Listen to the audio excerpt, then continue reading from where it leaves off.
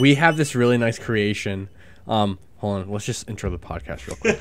Hey everybody, this is a Super Soda Bros podcast. I'm Caleb. And I'm the guy, Luke. Hello. And welcome to this episode. Today we have zero plan, but that's okay. But yeah, so we were just talking a little bit before the show. I got a little glass of whiskey with me tonight, some Canadian whiskey. And I have water because I already had a little homemade drink I made that's like probably pretty original with, I'll tell you the ingredients, everyone. You can feel special. I'm jingling this around so much. So what you do is you do like a good glug glug. This is for 2 servings, by the way, unless you really want 2 drinks.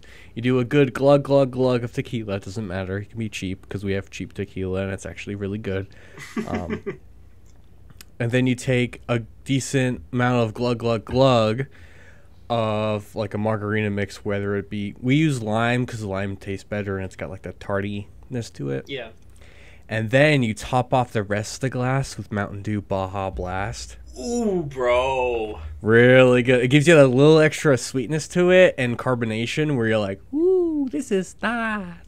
Awesome. It's actually a really good combo because I made it for Christine. She's like, what did you do to this? I'm like, Baja. She's like, yeah. So is it just any standard, like a bog standard lime mix for margaritas? Yeah, I think we have the Jose Cuervo lime margarita mix where it's like a 12% mix where it has alcohol in it, but it adds like that sweet liminess to it. But okay. Gotcha. Because you can't add just juice. You got to add something extra that's more alcohol in it. Yeah, you got to have... Yeah, for like the margarita mixes, it's got to be its own little thing with like all of its own little ingredients. Yeah. Yeah. Mm-hmm. And like with beers, you don't want to mess around with beers too much. I mean, I think at the very most, you're going to put like lime in it. Like lime and Corona goes really great. Maybe a little bit of salt.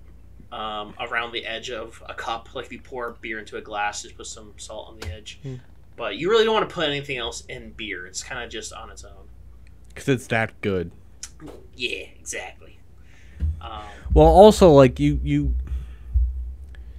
pretty much the only thing you can do is add a lime or lemon to a cerveza, and you can't really do like lime to like a Sam Adams because it's like, okay, dude, what are you doing? Yeah, it's got a whole kind of different flavor profile.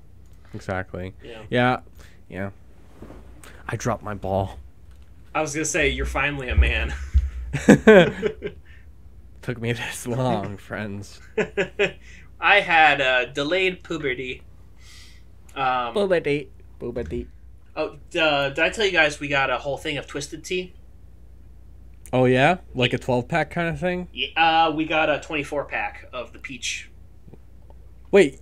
You get 24 packs of peach? I think. We don't get that here. We just get a variety pack and there's 4 peach, and Christine drinks them all immediately. And she's like, the rest of them, she's like, meh. I'm like, come on, we just spent like, whatever, $13 on those 4 drinks. Why not just, so they don't have like an entire flavor pack? It's always. For half and half or original, which are the worst too.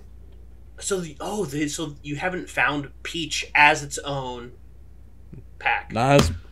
Only as a 12-pack bottle, and those are really overpriced. Oh, but nothing as a 12, 16, 18, or 24. So the only 16 or 18-pack, whatever, that they have is original, and that's it. Yeah, we got cans. They're not even expensive bottles. Usually the bigger packs are cans, but they only sell individual flavors either as the multi-pack or 6-pack. And a 6-pack you can easily drink in a night. So yeah, our go-to is like, it has to be bigger than an 18, otherwise it ain't worth it. Well, hey, next time we come down and see you guys, we'll bring up a pack. We'll give you guys some Bud.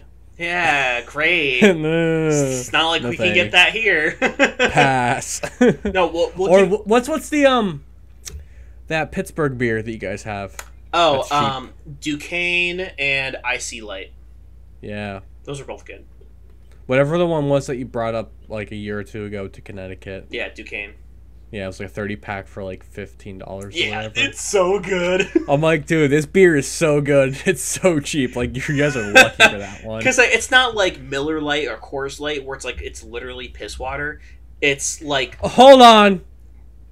What? Miller is good. Out of all the macro beers, Miller has the most flavor by far.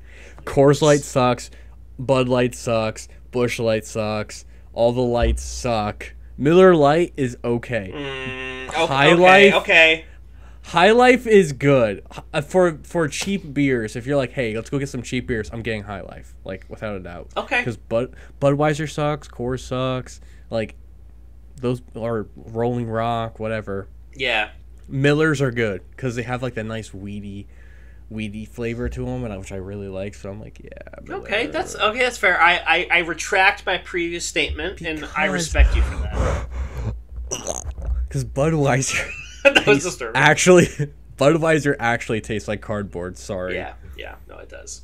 But yeah. But Duquesne, a local beer to the Pittsburgh, Pennsylvania area, quite good for what it is. Obviously, it's like 50 or 60 cents per can. But you just got to deal with it, you know. So maybe if you think about it, though, a beer at a baseball game is $10. That's true. Saving money. Save money. Live better. Walmart. Da-da-ba-ba-ba. So what happens next time we see you guys? We'll bring up a case of Duquesne, a case of Twisted Tea Peach, and then you guys can like trade us like some New Hampshire whiskey or bourbon or something. Well, yeah, we'll trade you for something else. We'll give you something like maple related. Yeah, that'd be tight. Like, hey, here's like 30 cans of beer. Here's a bottle of whiskey. Hey. And that's fine because I mean, this just. Go ahead. I was gonna say this just brings us back to the days of like of bartering, or trading. Yeah, that's how it should be. Like, okay, on a small scale, it's perfect. Like, it's absolutely perfect.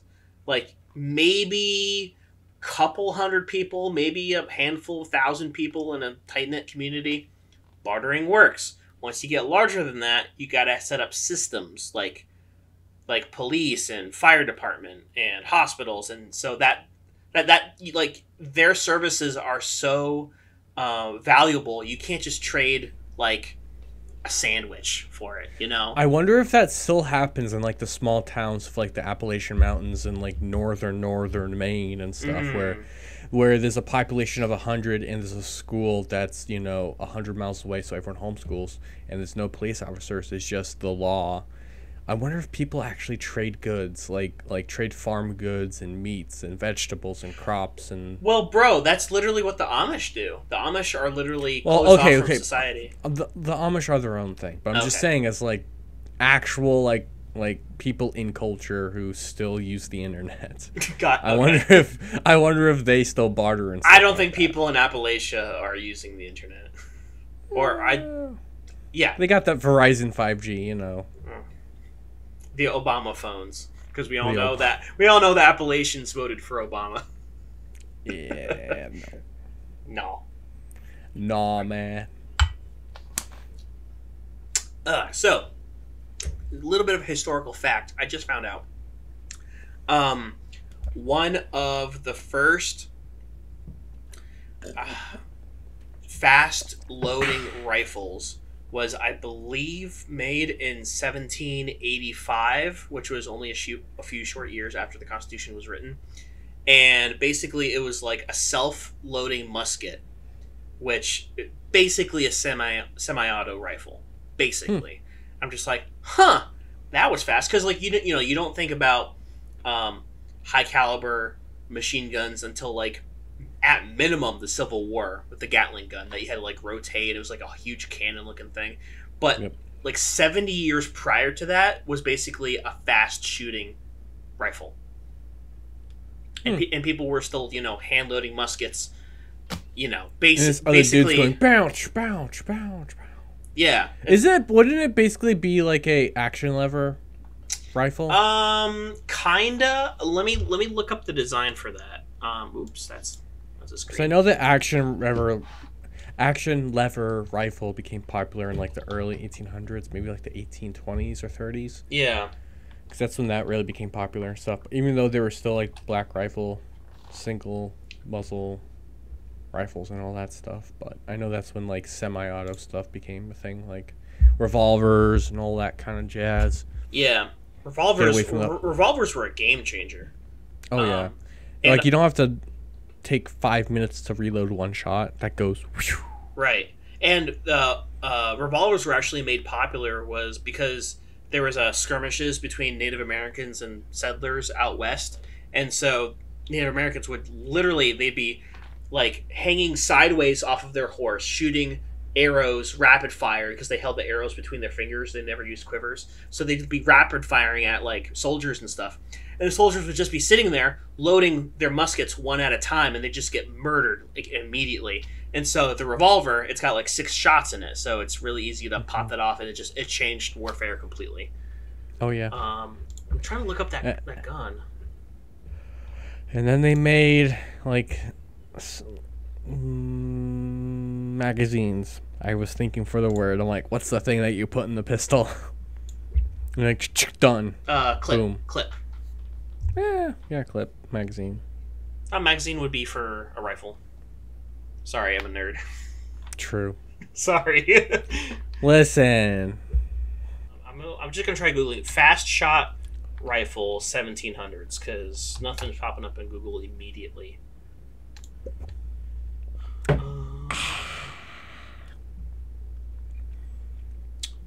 In 1718, James Puckle invented and patented the... Was it Puckle gun? That's weird. Puckle gun. I would love a Puckle gun. Here, I'll just pop it on screen real quick. The Puckle gun had a preloaded cylinder which held 11 charges and could fire 63 shots in 7 minutes, which was 9 shots per minute. That's like one every 8 seconds. Yeah, but that's like that's a stationary thing. I'm looking for there's a musket.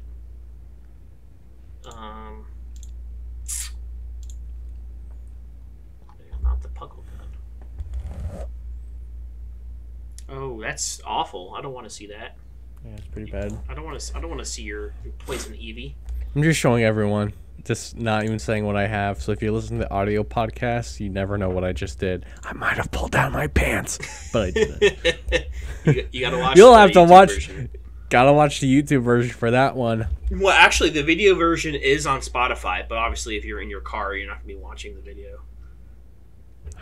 Videos are on Spotify? Yeah, they updated that like maybe a month ago, and so now like you can have because like it's kind of like if you have YouTube Premium where you can like watch the YouTube video, but then if you shut your screen off, it'll keep playing.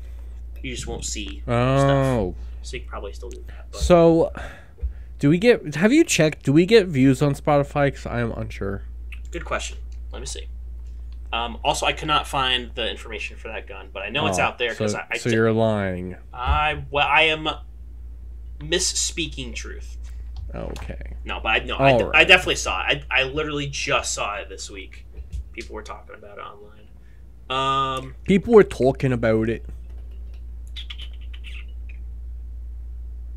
So average plays per episode is 5, which is across all of them. That's okay. So for all of our episodes, and I believe we have 17 out right now, a total of 156 plays. Yeah. It's not bad. Yeah. Come on, people. Let's share, like, comment, subscribe. Stay tuned for more content, and we'll see you all very shortly. Right now. It seems guys, like... seriously, if you're listening to this podcast, can you please share it? Because we really need to, at least 5 people per episode, because that would be kind of nice. Please, honestly. So if we can get your friends to listen, that would be cool. And if they know us, that would be cooler. But we don't have friends, so it's kind of hard for us to, kind of branch out a little bit. I think we just got to start sharing it more on social media. Like, anytime Christine shares, a YouTube link in her stories, that YouTube video gets, 20 views. The second episode that she's like, I'm in a podcast, guys! That one got, 50 views. I'm like, what? No, honestly, I'm looking at the bar chart right now, and... I'll just drag it on the main screen. Sorry, Luke, you can't see, but you guys still got to trust me. Wow. So episodes 2, 3, and 4 have 12, 12, and 6 respectively. Oh. So on a side note, the first episode, the pilot, was 23 minutes. Episode 2 was 32 minutes. Episode 3 was almost 46 minutes. So very, very short. And if we just look at the last couple episodes we had, 1 hour, 1 minute, 57 minutes, 1 hour, 19 minutes, 1 hour, 12 minutes, See, 1 hour, 12 minutes. I think we were originally trying to keep these podcasts to be 30 to 45 minutes, and that has not worked at all because we just like blah, blah, blah, blah, too much. I think especially since we've kind of gone off the cuff and not necessarily always had a specific plan, we tend to ramble a lot more. Yeah, and usually people like, dude, shut up now. Come on, you're rambling. It turns into F-Face podcast. They're like, come on, get to the point. Oh, are you caught up with Fart Face? Almost.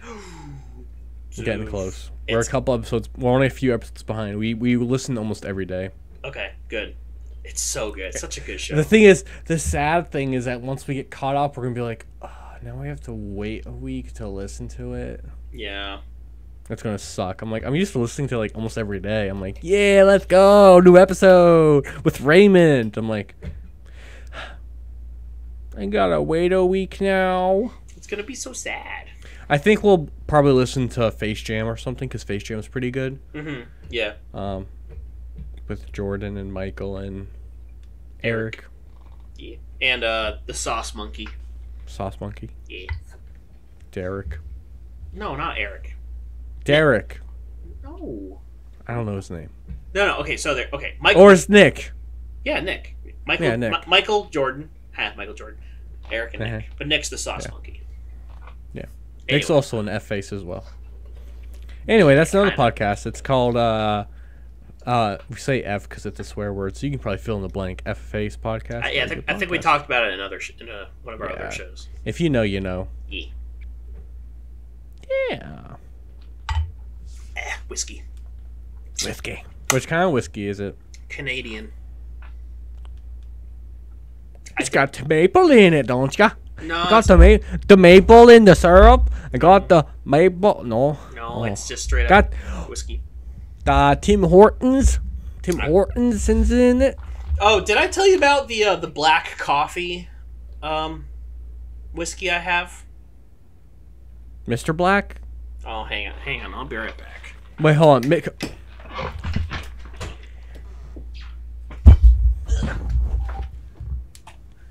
I definitely didn't do anything. Okay, oh man, I gotta see what you did in the edit. Shoot. 20 minutes. Write that down. All right. So. Blooper reel. Here it is. Ooh, Thistlefinch.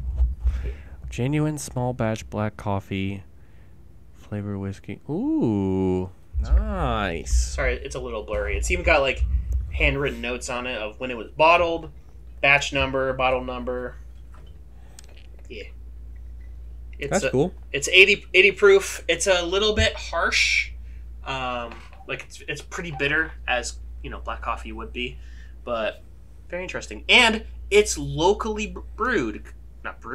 locally distilled in Lancaster, Pennsylvania. Oh. Which is somewhere, because I do not remember. Lancaster. Oh, Lancaster's all the way over by Philadelphia. Oh, never mind. Not so local. That's like me saying, hey, this New York thing is really local. You're right. Dude. Like, yeah. Sorry, I didn't mean to cut you off right there. I totally forgot Gettysburg was in Philadelphia. Dude, Gettysburg is sick. I love Gettysburg so much. Like I like history, okay? Like, like a normal person. Like, history's cool. I enjoy it. But Gettysburg is freaking sick, dude. Like, when you, watch the movies from, the mid-2000s with what's-his-face, I don't remember. I think it's literally just called Gettysburg. But, dude, when we went there with the Boy Scouts, that was probably my... As far as trips go, probably my second favorite trip that we did was going to Gettysburg for 5 days. It's so cool, because, you could literally stand on the battleground where everything happened. You'd be like, oh, you mean, hundreds of people ran up this hill? That's insane. They charged this hill and they all died, and over there they ran up that hill and they all died. I'm like, I want to go there again someday. What was it? For Boy Scouts, we went there for the 150th anniversary, I believe. Okay. And they had 1,000-person reenactment of a battle, which was really cool to watch. Mm-hmm. But I definitely want to go back to Gettysburg sometime. Although for us, it's pretty dang far. It is. Yeah, for us, it's 3.5 hours, which is. That's it. Yeah.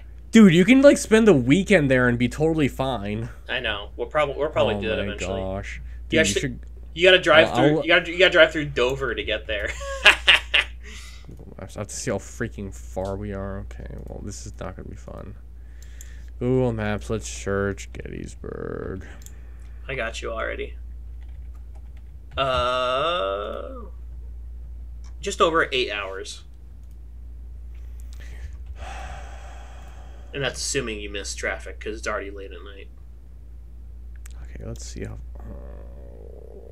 8 hours. Let's see how far it's from our original house in the non-disclosed place.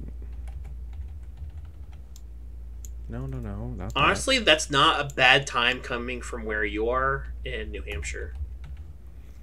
I mean, yeah. But still, it's 8 hours. Yeah. For Connecticut, where we lived, it was 6. Well, that's not terrible. But still, 6 hours is pretty long. We would need a 4-day weekend to go to Gettysburg, so I don't know if that's ever going to happen. Right. Yeah. For you guys, yeah, you guys could totally just make, like, a trip there and be fine. Yeah. Oh, we go right through Hershey and Harrisburg. Yeah.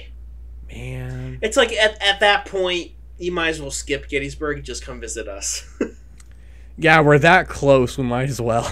yeah, add in an extra, like, I mean, because you go, like, south, like, through the south of Pennsylvania, so you'd come, like, more middle across, like, the farmland, and it would only add, like, maybe 2 hours, so you'd actually save a lot of time. Is there, like, a specific town you live in Pittsburgh, or is it just Pittsburgh? Because I don't want to give your address. I mean, it's technically Pittsburgh for all intents and purposes, but there's, like, subdivisions where they are technically their own towns. It's like I'll bleep this, but Willimantic is in Windham. True. So it would just be that kind of difference. Oh, man. Dude, you guys gotta move back to New England, because you guys are 11 hours away. I know. Dude, that's so far. That's such a far drive. That's so far away. I know. It's literally an entire day, basically, of being awake. Yeah. More or less. Dang. And half that drive is nothing. I mean, going to Connecticut, more than half the drive is Pennsylvania. Yeah, well, yeah, because New York's a little bit, and then it's Connecticut. It's like, boom. It's like Pennsylvania, New York, Connecticut, and it's like, okay, cool, we're there. Yeah, basically. It's literally all. If you guys lived, okay, I'm just going to zoom in on Pennsylvania right now. Hi, guys, we're doing geography on the podcast again. If you guys lived in, like, Milford, Pennsylvania, if that's in Pennsylvania. All right, it is. If you guys live in Milford, Pennsylvania, that's like maybe 3 hours, if that. Or even like Philadelphia. Like, come on. It depends where in Philly. It's not great. Philly is the founding fathers, so. Yeah, but a lot changes in a couple hundred years. 6 hours from us is Philly. Okay. So 6 hours. So basically about 3 hours from where our parents live is Connecticut, and another 3 hours is to Hampshire. So like home is the halfway point. Yeah. Which isn't bad. Yeah, that's pretty good for all things considered. I would drive 5 or 6 hours any day of the week to come visit you guys if we lived closer. Yeah. But as it is, like you said, having like a 4-day weekend to actually have time to spend with y'all is very rare. Exactly. Yep. we have two options. One, you guys come up to New Hampshire, or two, we move to the Appalachian Mountains in North Carolina. And we can barter with each other. Yes. To be fair, if there was another place I would move to, it would be either the mountains of North Carolina or the mountains of North Carolina or the beaches of North Carolina, or like southern Colorado or something out Midwest area. But I would probably pick North Carolina over Colorado, to be honest. Okay. So by mountains, do you mean like more west, like kind of near Tennessee? You see Asheville, North Carolina? Yeah. Asheville. Okay. That's what I would go. Because you're still wearing like the climate weather of it being warm, and you still have 4 seasons, but winter is shorter, which is fine because I guarantee you there's mountains out there still. Because for snowboarding stuff, although I really like snowboarding, so that's why I'm not moving south. If I had zero interest in snowboarding, like if I tried it and didn't like it, I would probably be in North Carolina. Gotcha. But I like snowboarding a lot, so, and snowboarding is fun because then you actually can do something in the wintertime, so that too. That's my big thing. If there's something you can do in the wintertime, New Hampshire and Maine are great. If you despise fall and winter, it's like you can, if you as long as you like enjoy doing snowboarding, skiing, snowmobiling, cross country, like snowshoeing, whatever, it's amazing because you can do stuff all year round, and you have the mountains and stuff, and you have 4 seasons and not just 2. Yeah. Because North Carolina has like 3 seasons. Then once you get past North Carolina, you have hot and kind of hot. Yeah, you'll probably get some humidity, but it really depends. Yeah, but yeah, New Hampshire is really nice because there's like one hot stretch, like a week or two, which we had a little bit last weekend. And then this coming Friday is supposed to be 95, and then it drops back down to the low 80s, which is nice. So even like here, it still gets hot. Like people associate Vermont, New Hampshire, and Maine to being, oh, it's so cold. As long as you stay south of Lake Winnipesaukee and Portland, Maine, it still gets pretty hot. Like, don't get me wrong. Yeah. Like the climate up here is extremely similar to Connecticut, because Connecticut, sure, it's like a couple degrees warmer, but it's like really not that big of a difference. Yeah. And no sales tax. Correct. And I mean, Connecticut's got a couple bigger snowstorms over the years, but it's really it's average either way for summers and winters. So changing topics a little bit. So I'm like, oh, what if we lived in a certain place? How far would it be to go to an airsoft field? Because airsoft has become a big part of my life now again. It's back, baby. Back and bigger than ever. So there's only one airsoft field in all of Maine. One. And it's Warrior Village, where Ethan used to go to. There's 2, because he said he goes to a second one, and then in New Hampshire there's 3. Yeah, RPC, X-Fire, which is down near Nashua, and then there's Feel Good Farms. So I was told from a coworker, because my coworker, I should say friend, he's not really, he is a coworker, but he's a friend. Anyways, he works at the field in Fremont. Okay. Like he works there once in a while. He says it's great there. He said Feel Good Farms, you get all the tryhards.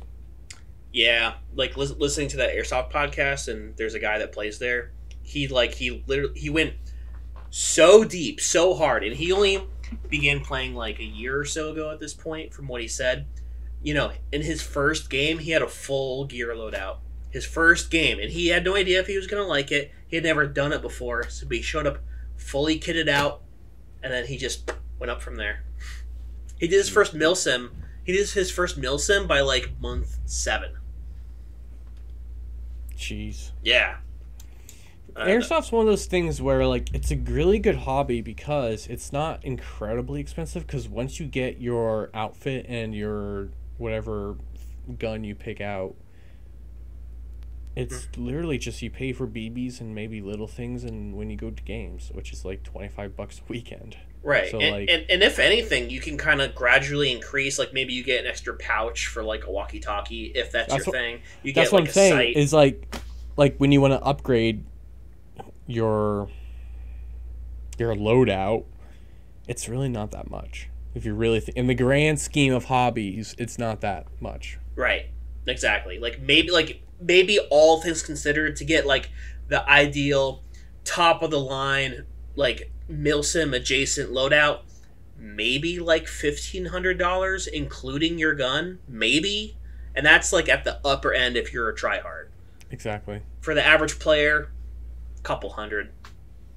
If you just want to have fun and that's it, maybe $500. Yeah, if that. Like, you don't even have to show up with like camo or extra magazines or anything. If you just wear like, a green long sleeve and pants with shoes and a mask, you could be like 300 in and still have an amazing time. Right. No, exactly. And most of that 300 is literally your gun, which has got to be somewhat decent. And that's why you see a lot of younger kids in Airsoft rather than a lot of other things, is because it's not that expensive. Right. Right. Rentals are extremely affordable. I mean, same thing with paintball to some extent, but especially with the Airsoft. Oftentimes, like at some fields, it's like $30 for a mask, a gun, and like a handful of BBs. And that's all you need. So. Yep. Yeah, right now we're buying a bunch of stuff from evike.com and Amazon, just trying to get everything prepared, because I don't have any of my camo from when I lived in Connecticut for some reason. I have a couple of like masks and other kinds of gear, but I'm missing a lot of essential stuff. And Maya has nothing. So we've been buying a bunch of masks and goggles online because, there's a lot of stuff that doesn't fit her face. Like a lot of slim fit masks, or I have some stuff next to me. Are you looking for the ones that like you wear a mask here and then you have goggles for her? Yeah, we originally thought that. So here are these goggles. I have like a set. Yeah, Christina got a set of those. Yeah, these are the Vulcan Zulu glasses, and these ones. They actually work for Maya. I mean, they're not like full tight around your eyes. There's like a little bit of gap near the edge here. But they fit her face. They rest well on her nose. Everything's pretty comfortable. But there's other ones that are like, there's one we got for $20 that didn't fit at all. It just felt like it was just cardboard sitting on your face. And then there was a $10 pair of shooting glasses, which were not rated to take a BB to the face. So she would have had to wear those underneath like a mesh mask, if anything. But the mesh mask, it's kind of stinky, and she doesn't want to wear anything stinky. Yeah. Yeah, usually people, I feel like nowadays for Airsoft especially, people don't wear the full face anymore. They wear like a really good set of, I'm covering my eyes, but like a really good set of like just eyewear that's like pretty big and nothing. They'll have like maybe a bandana or something around their mouth, or they'll have like a decent eyewear and then decent like face protection. Yeah, I've noticed that too. I feel like because it used to be very full face, like because like when Airsoft started to become really big in the early 2010s, everyone was full face, like mask, and I feel like, wait a second, you don't have to do that because it's not paintball. Yeah, I mean, because like with adults, I mean, obviously full face masks are required for minors, but if you're over 18 and you recognize the risk of like, hey, you can just wear goggles, but if you get shot in the teeth, there is a risk that one of your teeth might get chipped or shot out, and that's a risk you live with. Very often that won't happen, but if you're close enough, it probably will. So it's recommended but not required. But just the way you and I have played, we have never gone bare bones below the nose. We've always had a mesh mask on. I've always had a mesh mask on to some extent. I don't think I've ever played without one, to be honest. Yeah, neither have I, to my knowledge. My teeth are bad enough as it is. I don't need one chip. Right. It's going to be too expensive to fix it. I'd rather not. Thank you very much. Dental work is very expensive on my pocket. I'd rather spend $25 on a mesh mask than a couple hundred getting a tooth replacement. Then no, Maya and we got this little mask where it's mesh over the nose and mouth like this, and then it's got like pads on the side. So if you're aiming down your sights, it doesn't push your mask and bump your goggles or anything like that. Because the leather pads are flush with the side of your face, you can aim down sights, and it's not really going to affect how everything sits on your face. So we also got her a vest because she does need some protection from BBs because it is her first time. And eventually I want to get a chest rig too, but something that fits. Yeah, I mean, like, especially if you're new at playing Airsoft and you've never done anything like that before, having, like, a little extra protection on your body is good because then you won't get as hurt. Yeah. And you'll be like, oh, this is actually not that bad. Because then once you actually play a game without it, you're like, okay, I understand why people wear it or don't wear it. Because, like, there's a lot of pros and cons with chest protection, like, with body protection, I mean, or any protection, like arm pads or knee pads or whatever. Mm-hmm. The more you wear, the more you have to be honest. If you're not an honest person, you should not wear that stuff because then you'll be like, I didn't feel it. It's like... Yeah, right. Really? Okay, dude. I mean, like, a lot of people say, like, oh, I prefer paintball over Airsoft because you can tell when people are out, and a lot of people cheat in Airsoft. And yeah, I mean, and yeah, true. There are those, those stupid people out there, but a vast majority of the quote-unquote cheaters are people that either didn't feel it or literally it hit them in a spot where they wouldn't have felt it anyway. Like they get shot in their magazine or their gun or their body armor where maybe they didn't even hear it, Mm-hmm. So it all depends. It all depends.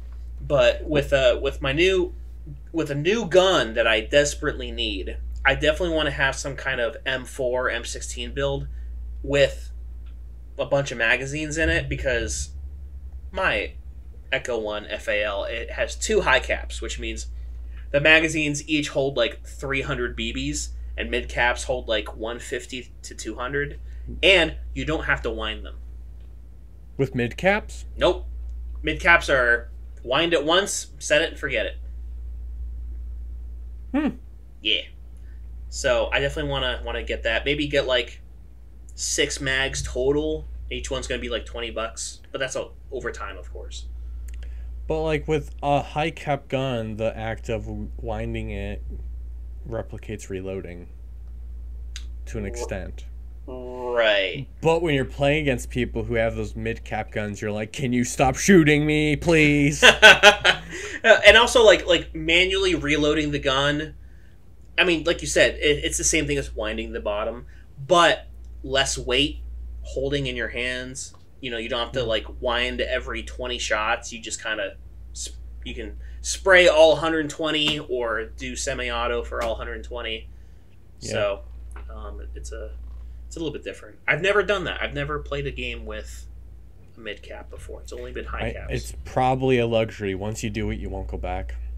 Yeah, and that's what I'm hoping. Because like with a new gun comes new responsibilities, a new way of playing. Because like I've never actually had a good gun. I've had an okay gun. You've had an okay gun. They work. Both my guns are my guns are pretty good.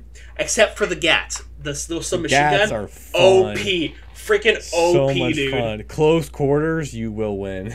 100%. And even outdoors, like it works outdoors too. Really even outdoors, like granted you can't do long range obviously, but like mid and short range, it's still really good. Yeah. Especially with a LiPo. I wish battery. Yeah. Oh man, the LiPo changed it. Like even I, like as like a 15-year-old, 16-year-old using the LiPo, I'm like, this made a difference. So, back when we first got the GAT, we've been playing Airsoft for a couple of years, but we didn't realize that batteries could come in different sizes necessarily. So voltage. Voltage and capacity, but also size. So we did buy the wrong kind of LiPo for our GAT. The stick that we taped on the side, completely wrong kind of LiPo to use. We were supposed to use a little stick battery where it's the same size and shape roughly as the regular Nymph batteries, but they're like shorter. They're like this size. So those ones actually fit in the handle, so you can keep the grip on it. We're so dumb. Yep. I found out that I literally, it was right as I got back into Airsoft, like 2 weeks ago or so. I'm just like, oh, duh, of course there'd be different sizes of battery. That's stupid. We probably saw a light bulb and we're like, that's the one! Especially because online, you don't know what the size of the battery is because there's no frame of reference. It's just a picture of it. Yeah. So we got it. We're like, it doesn't fit in the stock. Oh, I guess we can duct tape it on the side. Which is fine. I mean, whatever. But, like, still, it's like you gotta... The cleanliness of how the gun operates, it's like, it's just no batteries taped to the outside. Mm-hmm. Nice. Yeah. So the one thing I do want to do is I want to mod the GAT a little bit more, mine, because I already put on a stock on mine a couple of years back, but I want to put on a rail on the top so I can put a scope on it. I'm sure you saw it, but Evike sells the GAT fully kitted out with the stock from the factory now. I saw that and I was so mad. Wasn't like basically the same price, but it was like $10 more or something. Yeah, it was like about that. the same price. I'm like, really? It's like they knew that people would do it. Yeah. So upset, dude. Yeah. Honestly. But that's the way it goes. But I'm glad I did it on my own because I could learn how to use some different tools and I could pick out the stock I wanted. And presses and drills and all that. Yeah, it was kind of fun. Customization's a lot of fun, whether it be for firearms or bikes or cars or whatever. Just like having something be your own is fun. Yeah, exactly. Again, another reason why I want to get a new gun, or rather I need to get a new gun, is I can transfer some of my old accessories for my GAT and my FAL, and I can transfer them over to the new one, and then buy new stuff like, instead of having like a vertical mount for a grip, you can just hold the barrel. Also, if you bought a new one, Maya would just get the FAL. Boom, done. That'll be hers. If she likes the sport, we'll probably think about getting her own gun because the FAL, we've literally had it for like 8 years. It's not going to be great. I don't know if it's going to perform that well at the end of July when we go to play. I mean, guns don't really deteriorate for Airsoft. They do. So the internal, gearbox, which actually powers the electricity, and then there's it'll hit the BB. A lot of times those gears are made very cheaply because a lot of Airsoft manufacturers will use the cheapest parts possible just to get it out the door. So oftentimes those will break down and make the gun either malfunction or not fire or just shoot terribly over a long period of time. So, but either way, the FAL is 8 years old. It's not. It has 0 upgraded parts. It's still stock from when we bought it, so it's probably not great anymore. It's probably hard to find modifications for it since it's not like an M4. Because usually M4s and Scars and all that stuff, all the big brand classifications for the guns, usually the big ones, even AKs, usually have a lot of upgradable parts for them because they're so high in demand. But if you get something that's like a one-off, like a Tommy gun or some sort of Uzi or something, it's going to be pretty hard to find. Yeah. What you need to upgrade it versus something popular. It's like finding parts for this specific, Maserati versus a Honda Civic. Yeah. And oftentimes the price of a new gearbox is the price of a new gun. I want to say they go upwards of $100 or something like that for a gearbox. So, and like you said, it really depends on what size the gun is. There's going to be a different gearbox in a submachine gun that's very small, as opposed to an RPK or something like that where it's a lot bigger. See, I've been meaning to plug mine in and start shooting them and stuff, but I just haven't gotten around to it at all. I have a backyard where I can just shoot the trees, but I just haven't. Also, I talked to a certain someone, and how come you haven't gotten your AK fixed? Yeah, that's true. It's just a blowback on it. I know Christine's isn't your AK broken? I'm like, the blowback function, but that doesn't change anything. There's like that was the coolest part of it. I mean, I could take it apart and probably figure it out, but it's like the spring, I think, in it is broken, so it won't bounce back. It'll just kind of sit back, and that's it. Mm-hmm. So I think if I probably went to a hardware store and found a spring, I'd probably be fine. Yeah, and like in order to get, I don't know if you can see behind me, but P is back there. There Hello! she is. She's on the wheel. There she goes. Hello, P. But yeah, no. Hopefully, move your head. I need a C. There we go. Oh, excuse me, sir. I apologize. Am I in the way of the lady? Yes. There she goes. Yeah, she's having fun. She's anyway. She comes out anyway. So hopefully, it's not going to be one of those situations where you have to take apart the whole gun in order to access where that spring goes. But I was telling Christine, better safe than sorry. Just bring it to a shop and just leave it there and be like, hey, the spring doesn't work. I'm not sure how the internals look because I've been using it for 8 years. Just let me know what your recommendations would be and try to get that spring fixed. And then you go on to like a car show or the park or whatever. Because I think the closest shop to you guys is like an hour away or something like that. Yeah, I think it might be in Nashua or maybe Manchester. Okay. So it'll be like something like a day trip where I drop it off, see if they can do something about it. Yeah. You might have to find something else to do while you're out there and then just come back later in the day and be like, hey, picking it up. Because it would suck if you just went down just for that one thing. Yeah. Yeah, I could probably do that. I never really thought of it.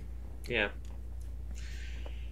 And that'd be cool. Maybe you can, it's a little bit touchy at this point in time, but maybe you could, like, invest a little bit of money and get, like, a Russian uniform. In this day and age, maybe I'll go with the Ukrainian uniform. There you go. Yeah, I think it would be cool to get in the whole get-up of it with the AK, because part of me wants to stay in the AK brand, whether it be even like getting, like, if I get a new gun, and being like a modern AK or something like that, where like it's a full metal black AK. Yeah, something where it's still customizable and you can upgrade and all that stuff. Because I feel like if I switch to like an M4 or a SCAR or an M16 or something like that, I feel like doing 13-year-old Luke a bad oopsie, because like 13-year-old me was like, the AK is the best. I played it in Black Ops, Call of Duty. It's the best one. Which is, honestly, by the way, the reason why I bought a real wood metal AK for Airsoft was because I loved it in Call of Duty so much. I'm like, I have to get one. So and I feel like that's how the Airsoft split is. It's either M4 or AK. Like, those are the two primary branches in Airsoft. Yeah, for like the medium high range category, yeah, it's AK and M4. Mm-hmm. Yep. And then you have, like, everyone dwindling in between the M14 and the SCAR and the M16 and whatever, but yeah, those are the two main ones. Yep. I think having like some sort of light machine gun will be sick. Just bipod. All right, I'll sit here for half an hour. Just hang out. Like the fun factor is obviously like 10 out of 10, but in terms of like practicality, it would just be like you're carrying around like a 20-pound machine gun all day, and it's not fun. It's gonna be rough. It would be cool though. I would love to get into sniping and stuff, but I know getting a good sniper is pretty pricey. And also, I've heard from people, unless you're like, that is your main play style where you prefer to sit in one spot and just take people out one by one, if they come close to you, it's perfect. But for the average Airsoft player, it's not good. Yeah, because you're sitting one place for too long. It's super, super boring. It's a very small group of people that actually enjoy that and will be good at it. Yeah. So again, fun factor, 10 out of 10. Practicality for like an actual casual Airsoft game, probably not. Like if it was like my hobby, like if I didn't care about any other kind of hobby and Airsoft/paintball was my thing, that would probably be something I would do. Because if I played every single weekend or every other weekend, I would probably be like, yeah, I want to branch away from, charging in with a submachine gun or an assault rifle, and I want to go in with like a sniper. Sure, I'd probably do it. But since it's not like an every weekend kind of thing, it's once in a while. Yeah. Yep. I feel the same too. Like I never played a game with a sniper. I've never played a game with a machine gun, like a big one. And like I said, it'd be fun. And if I had money and a whole bunch of guns on the wall back there, I'd be like, I'll switch to this other gun for this game. That'd be fun, but alas, I do not. I cannot do that. Yeah, no. So yeah, hopefully I get the rest of my gear and stuff set up, and my camo and everything, and then eventually set up to get a new gun, because there's a lot of good brands out there, but e-bike doesn't carry them. They're either discontinued or sold out of basically everything. Anything. You just have to find something that's really good from research and then find out how to get it. If anything, I'd probably have to buy something secondhand, unfortunately. Or from a store. If there's something specific you're looking for, yeah. But if you're trying to find something that's new and reliable, it's almost like you gotta watch like Dutch the Hooligan or Airsoft Alphonse or Navrich or Desert Fox? Not Desert Fox, the other Austrian Airsoft. Silo? Yeah, Silo. Yep. Yeah. So you gotta figure out their videos, because I know they have review videos of their armory and stuff and all that, and they review different ones and whatnot. So yeah, there's a couple brands that I'm looking at, like Aries and VFC and Crytek, but like I said, e-bike doesn't have them in stock. If anything, it would be at my local airsoft store, but it's still 35 minutes away, so I'm not just going to drive there just to see what they have. So I got to do a little bit more research on that to see if they carry any of the good brands. But there's probably stuff online. Obviously, Facebook Marketplace is probably not the best place to look. Yeah, that's why I was also thinking, where do you find used airsoft guns? Because you probably can't just be like, I got an Airsoft M4 assault rifle for sale. It's maybe eBay. Maybe eBay. eBay, maybe.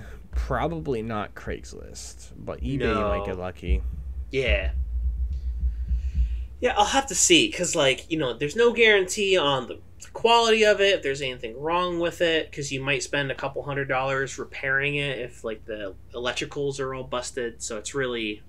It really depends, but... It's almost like if you buy something secondhand, get ready to spend an extra $100 or $200 to see if there's something wrong with it, just in case. Yeah. Because, I definitely want to get a gun that has upgraded internals already, so it's not that cheap, factory-made gears and everything, and something with a MOSFET, which is it's another piece of technology in an airsoft gun which controls the electronics a lot better. So there's a lot more rhythm between the actual striker of the BB and the trigger pull, so you can get a lot faster shots if your trigger finger is fast enough. Just more responsive. Yeah. So anything with those two things I'll be happy with, and obviously it's going to take a lipo. But if it has fast trigger response and tougher gears, I am fine with that, because that'll last for 10 years easy. With the amount I play, or that we played before, easily last 10 years. Yeah, because we used our cheapo ones for quite some time, so they've definitely gotten their use in. Because your FAL and my AK probably got a solid 4 years of continuous playing time. Oh, 100%. In all kinds of weather, all kinds of temperatures. Dropping them. Yeah. Thank goodness. Clunk. Thank goodness yours is fully wood and metal and mine's fully metal. Otherwise, they would have snapped a long time ago. Oh, yeah. Especially if it's a Cabela's rifle. It's clink. Done. Imagine we started off with $20 spring pistols. Poof. I gotta reload real quick. Hold on. I'm gonna get you. I'm gonna get you. Remember, it was a game changer when we bought the battery-powered MP9? Oh, yeah. Oh, wow, it shoots 100 feet per second. Wow! You could throw the BBs further. Yeah, they're you would shoot them and you could, move out of the way and dodge them. It was that slow. What was our first airsoft gun? Was it the AK and the FAL? Were those our first actual We went from spring pistols to the auto MP7, And then we had that spring rifle M16, which is bogus. And then we got the AK and the FAL. Okay, gotcha. So we did a pretty big jump from like to woo. We did a huge jump and then we just stayed there. Nothing else happened. And then Ethan kept upgrading. And we're like, okay, dude. Yeah. He's got like 2 beasts of guns now. I'm just like, what happened to all your other ones? He's like, they got old. I got rid of them. Yeah. I would expect so. Yeah. But that's probably how we're going to be. Like, me sooner than you. But I'm assuming, like, if you pick up Airsoft again and play somewhat regularly, like maybe once every month or 2 months for you, maybe. Definitely worth it to get a new gun.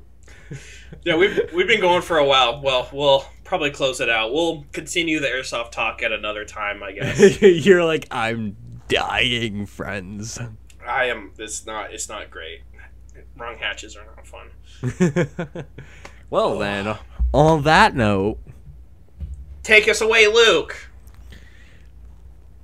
Thank you, everyone, for listening to this podcast. If you made it this far, please tell a friend, because apparently you enjoyed it. Do the posting in your stories and in your profiles so you let all your friends know about this podcast. It's not very good. We don't have a budget, but it's, 2 dudes hanging out. Because we're having fun. We're having fun. That's what really matters. We don't see each other anymore except for this. Rip. But, yeah. Give us 5 stars, 10 out of 10, IGN. Leave a comment, tell us how much you hate us, and we'll reply back. Or if there's stuff you want us to talk about, if there's like cool stuff happening, they're like, "Whoa, guys, talk about that." We'd be like, "Okay, cool." Next podcast, I know Dad doesn't listen this far, but like the first thing we should say in the next podcast is like, "Dad, don't skip. We have to tell you something," and then he'll leave a comment. Yeah, probably. Because I know he presses on him and that's it. But I'm like, if we say, Dad, wait. Stop, wait. Don't skip. Are we becoming toxic TikTok people? We're like, wait, don't skip the video. It's not toxic TikTok because it's Dad. He doesn't know what TikTok is. We're fine. No, I mean for us doing that to him, like, wait, hold on, before you go, you gotta know this one thing. If it's specifically to one person, I think it's fine. If we were telling everyone, like, wait, there could be... It's like, it's just that, no, it's fine. It's fine. That's fair. Forget about it. All right. I'm also talking into a different part of my microphone, and it sounds way different now. Oh, you can hear yourself? Yeah, a lot more. Oh, interesting. So I wonder if it'll maybe come out you should have done that the whole freaking time so we would have audio problems. It sounds fine like this, because I think it disperses, but this might be way more direct. And now we'll find out what the difference is. I am so scared right now. Anyway, Caleb's like, I'm like, I'll find out about this in the edit. This is gonna be disturbing. You'll see all my You'll probably see my bloopers of like, he's just hanging out by himself now. He's got no supervision. You're just like,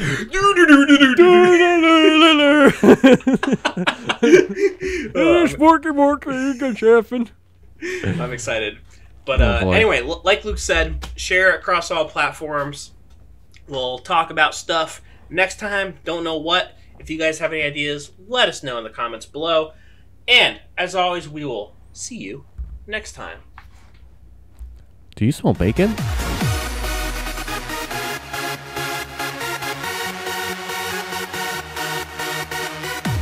Yeah. I mean, I've thought about it here and there, not often, but I'm like, something really nice and really, really accurate. Oh, he's dying again. It's just me and you. Just the 2 of us. We can make it if we try. Just the 2 of us. Believing every night. Just the 2 of us. Being scared all night. Now, yeah, just the 2 of us. Dancing in the moonlight. Just the 2 of us. We can make it if we try. Just the 2 of us. Caleb has left me to the podcast. It is just me, myself, and I. You cannot deny. Nobody else will know how much it will be so cool.